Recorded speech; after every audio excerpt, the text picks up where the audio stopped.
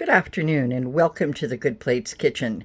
Today we're making chicken with grapefruit and thyme. And here's our chicken. And this is a grapefruit. This is a ruby red grapefruit, so it'll be nice and sweet. And we have thyme, and of course we have beautiful Chardonnay. Believe it or not, this is a pepper grinder.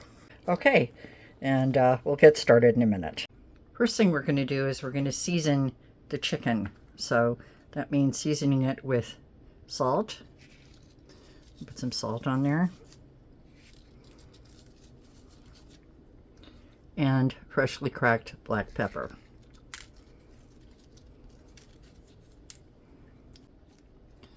You push it in with your hands and move the chicken around so that you can get the other ones. Everybody get salted. Notice I put the salt and the pepper both in their own little container. That is to prevent cross-contamination, which is a real issue. So I have been putting my hands inside with the chicken, and I don't want to spread that salt to something else and cross-contaminate it. See, so I can go like that and then turn them over.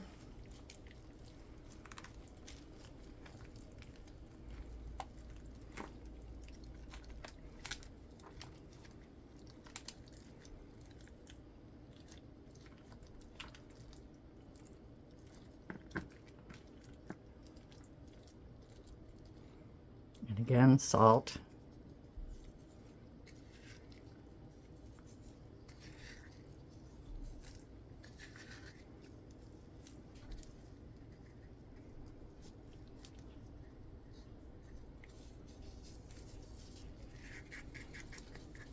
Okay, and pepper.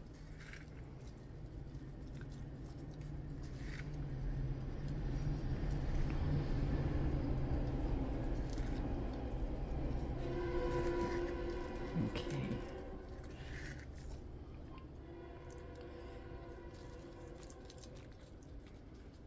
Okay. Now, this is going to give the chicken some nice flavor. We're going to put it in the refrigerator until it's time to cook it, and it'll sit there nicely and it will absorb the flavors. And then we'll be back. And we're back. The chicken has been sitting marinating in the refrigerator with some salt and fresh black pepper. And now we're going to cook that chicken in a cast iron skillet. This cast iron skillet has been heated up, and we're going to check its temperature right now. It is 158, 160. That's good. And I'm going to put the chicken directly in, skin side down. We don't need to put any oil. The reason why we don't need to put any oil is because the pan is already hot. Now what happens is that skin automatically starts to render, and when the skin renders, it doesn't need any oil, and because it's already hot, it won't stick. We have to let it sit there for a few minutes to let it render. Always, chicken is always skin side down.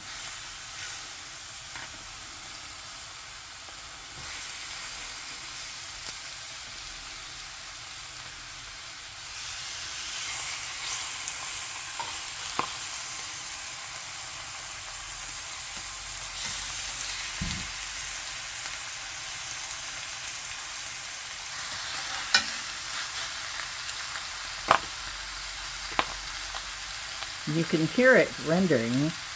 One thing to be careful of is not to crowd the chicken too much, because if you crowd it too much, what happens is the chicken boils. As its juices reduce, it'll boil, and we don't want boiled chicken. So I have a lot of chicken, and I'm going to take this one. See, it didn't stick at all. And put it in another pan. I have another pan going. And rearrange these guys. See? No sticking. No sticking. This is a very classic French way of preparing chicken. If you look back, you might have seen my chicken with lemon and garlic video, and that is also very, very French.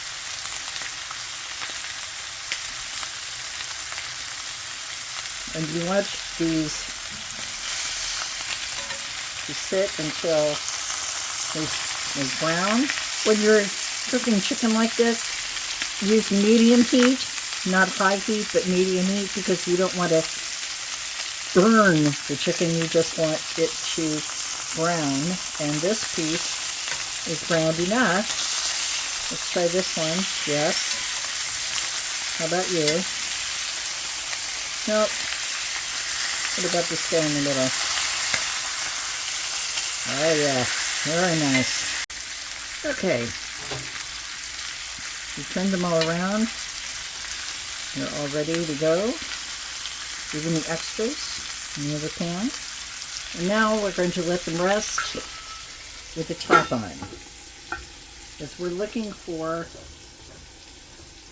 160 degrees. And we will be using an instant read thermometer to take their temperature.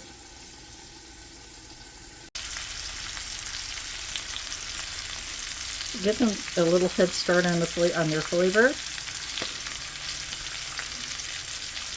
I'm going to sprinkle them with some thyme. That's French thyme. It's a very French dish. And I'm going to put a little bit of the grapefruit juice in there. See?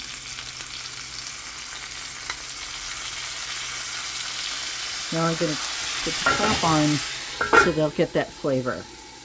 Okay, and we'll be back when they reach the appropriate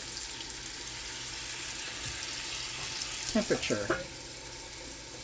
Now, you might be curious about how exactly to measure the temperature on a chicken thigh. And this is how to do it. You put the temperature probe in, like so. Okay? This one is 166. Make sure that you're not hitting the pan and that you're not hitting the bone, because that'll give you a false reading. So you want to go into the thickest part of the chicken thigh and take the reading. We'll do it on this one. Oops, that's bone. Okay, there we go.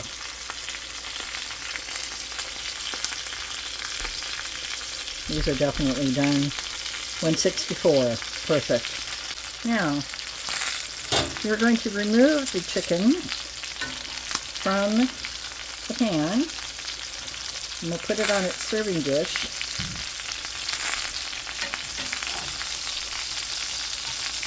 You can sit on the serving dish for a few minutes, it'll be fine.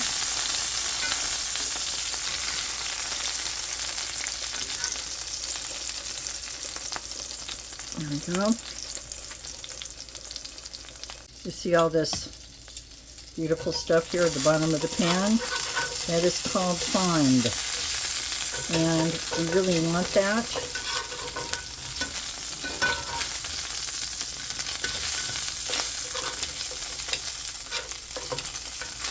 And I really want you to understand that there was no oil or butter or anything put in this pan. And look how much fat rendered off of those chicken thighs. Isn't that amazing? Okay, now we're gonna scrape up all that fond with the help of some lovely Chardonnay. This is Lindemann's Bin 65.